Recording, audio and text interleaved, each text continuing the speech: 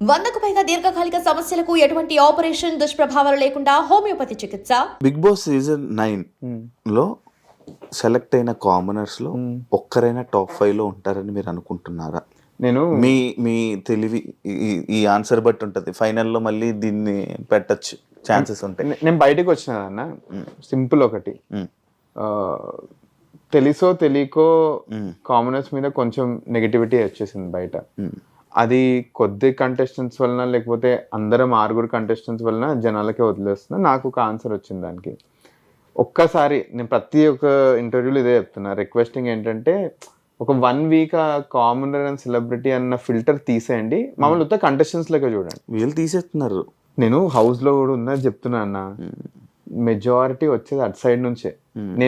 నేను హౌస్ గురించి ఏది అడిగినా నేను లీక్ చేయట్లేదు. ఇది ఒక్కటే నేను ఎందుకు అందరికి చెప్తున్నానంటే, ఈ ఒక ఒపీనియన్ వల్ల ఓటింగ్స్ తారుమారు అవుతున్నాయి. మేమే తీస్తున్నామని అర్థమవుతుంది బయటకు వచ్చిన తర్వాత. రియాలిటీగా హౌస్లో 24/7 ఉంటున్నాం కదా, అటు సైడ్ నుంచి ఎక్కువ వస్తుంది.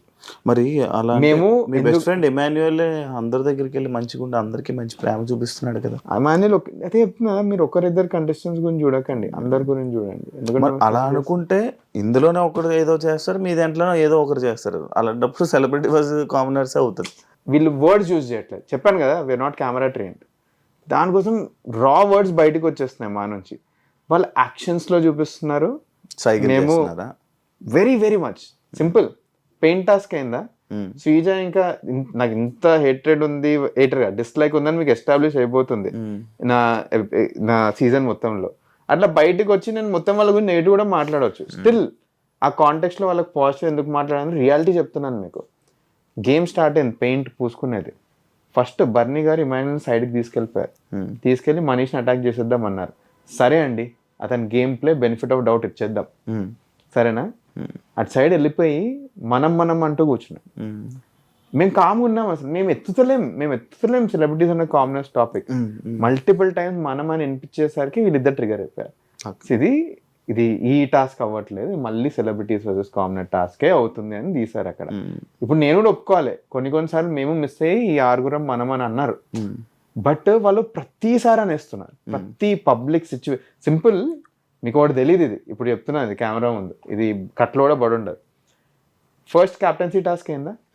ఫస్ట్ క్యాప్టెన్సీ టీమ్స్ ఎవరు? 5 టీమ్సా? ఎవరు? ఇమాన్యుయల్, బర్నీ గారు, ఇదొకటి, ఒక కామన్ ఉండే, 2 సెలబ్రిటీ టీమ్స్, 2 కామన్ టీమ్స్, ఒకటి కామన్ టీమ్.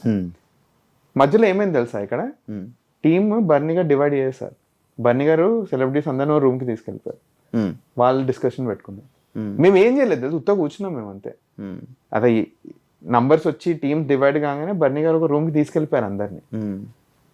మాకు అర్థం అవ్వట్లే, అరే ఇక్కడ ఒక కామన్ టీం ఉంది, సంజన ఇంకా మన శ్రీజ, ఇది కూడా ఫరక్ లేదు, సపరేట్ రూమ్కి తీసుకెళ్ళిపోయారు. పంచాయతీ పెద్ద మీటింగ్ అక్కడ. మేము ఇక్కడ మజాకులు చేసుకుంటూ కూర్చుంటున్నాం, అరే వీళ్ళు ఇవి ఆలోచిస్తుంటారు, అది ఇదే, మనం ఇంత స్కెచ్లు కూడా ఇస్తలేము, అది ఇది.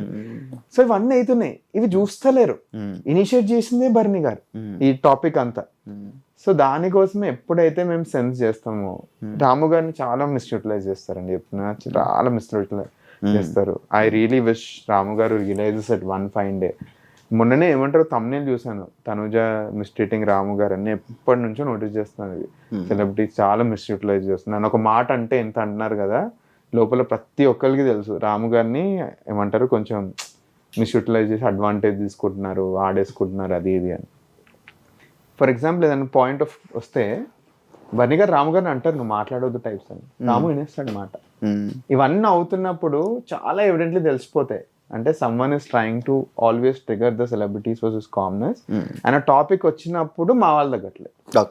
That's the only thing. మాకేం లాస్ట్ ఏదైతే జరిగిన నామినేషన్స్ ఉన్నాయో, బర్నీ గారు స్టేజ్ మీద చేసింది బయట ఉన్నవి ఆ పాయింట్స్ని తీసుకొని కానీ, లేకపోతే ఆ క్యారెక్టరేషన్స్ తీసుకొని కానీ, ఆయన నామినేషన్ చేసిన పాయింట్స్ పిచ్ పాయింట్స్, ఒక వ్యాలిడ్ పాయింట్సే కాదు అనేది జనాల ఒపీనియన్.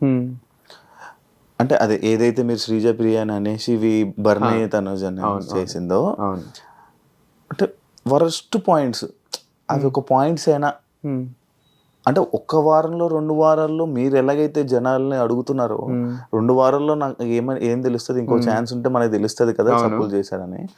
లైక్ బర్నీ గారిని మీరు చూసిన 2 వారాల్లోనే మీరు డిసైడ్ అయిపోయినప్పుడు అంటే ఆయన ఏంటి, అవును, ఆయన క్యారెక్టర్ ఏంటి అని మీరు అంత క్యాలిక్యులేట్ చేసి చెప్పినప్పుడు మిమ్మల్ని జనాలు క్యాలిక్యులేట్ చేయలేదా? అది మీరు చేసిన తప్పేనా?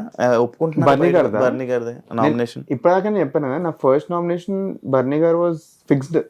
సెకండ్ ప్రియా నుంచి చేంజ్ చేశాను, అట్లీస్ట్ ఈ క్లారిటీ ఇచ్చాను మీకు. నాడు అడుగుతారు నన్ను సాటర్డే ఎపిసోడ్. కానీ మీరు ఫేవర్ నాకు ఎందుకో మీరు ఫేవర్ అంటే లైక్ ఎలా అంటే మీ క్యాలిక్యులేషన్స్లో అరే శ్రీజాకి ఫ్యాన్ బేస్ ఉంది, మరి ప్రియాకి ఫ్యాన్ బేస్ ఉంది, బర్నీ గారికి ఫ్యాన్ బేస్ ఉంది, వీళ్ళతో రైవల్ అంటే వీళ్ళతో గొడవలు పెట్టుకుంటే కొంచెం ఇది ఉంటుంది, బజ్ ఉంటుంది, బర్నీ గారితో పెట్టుకుంటే బజ్ ఉంటుంది అంటే ఇలా నామినేట్ చేసావేమో బర్నీ గారిని. సో ఫస్ట్లీ బర్నీ 2-3 క్వశ్చన్స్ ఉన్నాయి, బర్నీ గారిది సార్ట్అవుట్ చేస్తాను నేను. ఇది అనుకుంటున్నారా, నా మైండ్లో ఉన్న సింపుల్ స్ట్రాటజీ చెప్తాను. మనం బయట ఎలా ఉంటామో అలా ఉందాం, లోపల ఎవరు మనల్ని ఫస్ట్ అటాక్ చేస్తారో వెయిట్ చేద్దాము. మల్టిపుల్ టైమ్స్ అటాక్ చేస్తే లెట్ స్టార్ట్ కౌంటరింగ్. నన్ను అటాక్ చేసిన ఫస్ట్ పర్సన్ బర్నీ గారు హౌస్లో. బెనిఫిట్ ఆఫ్ డౌట్ ఇచ్చాను అప్పటికి. సెకండ్ టైం మళ్ళీ అయింది.